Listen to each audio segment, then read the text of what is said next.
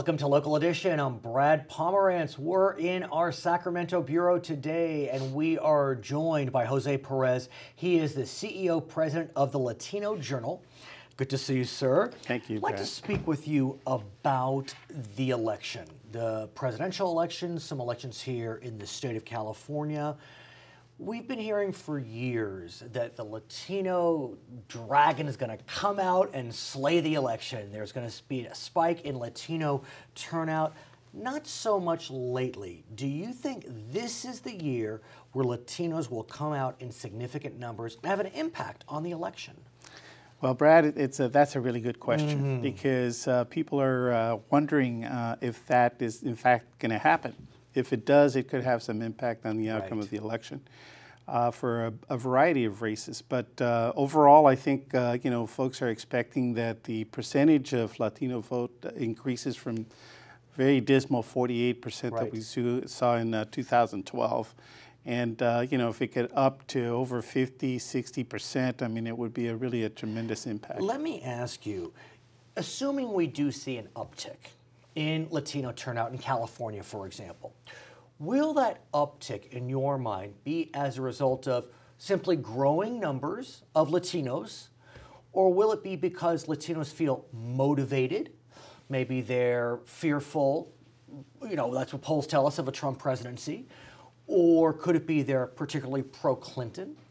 Or could it be that they're feeling like they need to engage in their civic duty?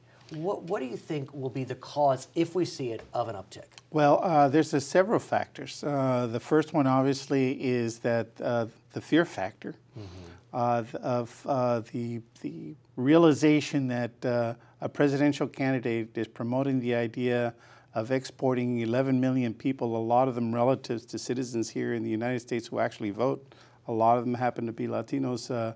Clearly, the fear factor is a major reason.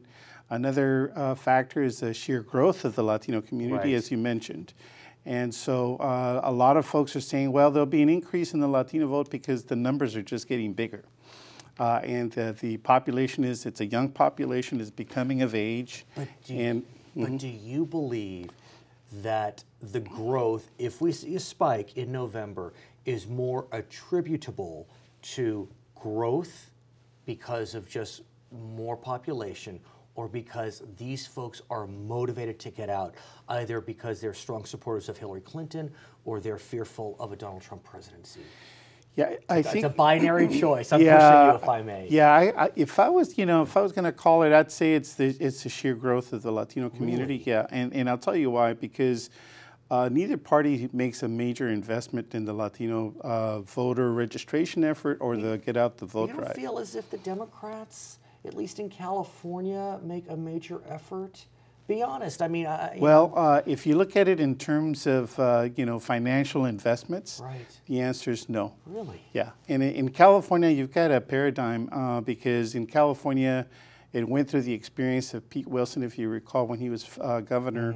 He led the Proposition 187 that was viewed as a really anti-immigrant initiative, and there was a lot of concern and division that occurred in the Latino community. They viewed that as a very hostile action. In fact, I would say it created a perception in the Latino community that still lingers today that Republicans are just generally hostile towards Latinos. They're not being invited in. And one could argue that Mr. Trump is playing on those fears, meaning he's giving more ammunition to the view that Republicans are hostile to Latinos. Correct. Is that fair? Oh, absolutely. And the polls today indicate that. In fact, several of the Latino resources that are available out there that are measuring these things show that the support for Trump is less than 20%, which is a lot less than Romney received in 2012. Right, but let me ask you about that, because while support for Mr. Trump is low amongst Latino voters, it's abysmal as it relates to African American voters. I mean, he is polling in the low single digits amongst African American voters, 1%, 2%, 3%. And I guess I'm wondering, why is it that Mr. Trump, who arguably is not attacking African Americans, is polling so low amongst the Black American community, but yet with Latinos, who he's attacking, there's at least a modicum of support. What's your view? Well, you know, we're a nonpartisan publication. No, and I'm not trying to. So we attended the Republican conventions, and there are many Latinos who feel like they went through the immigration process the right way, and they believe that everybody should follow the same path, and that there should be no preferences. And so, and I understand there is, that. yeah, and there is a segment of the community that feels like, well, I did it. You know, why can't everybody else do that? Are you hearing amongst those that may be fearful of a Trump presidency that the rhetoric in terms of building a wall is most dispositive, or is it the rhetoric against Judge Curiel and the Trump University lawsuit? Is it the Twitter photo where he said, I think it was something like Cinco de Mayo. Yeah, Cinco de Mayo, Mexicans love me, and he had a taco salad.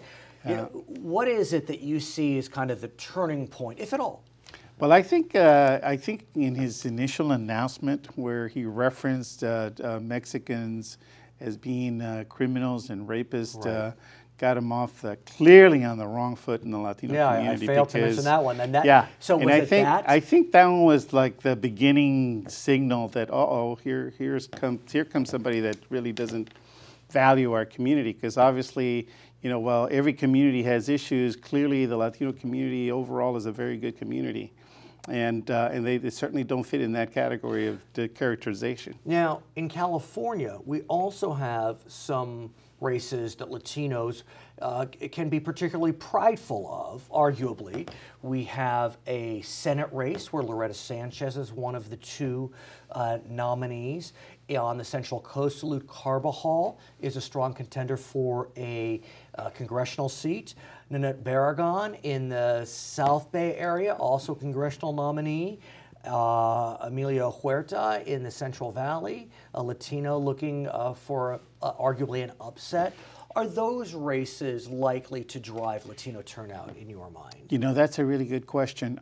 It depends on the community. Some communities have higher proportionality of new immigrants. Right. So like in Barragan's district, it's 62% Latino.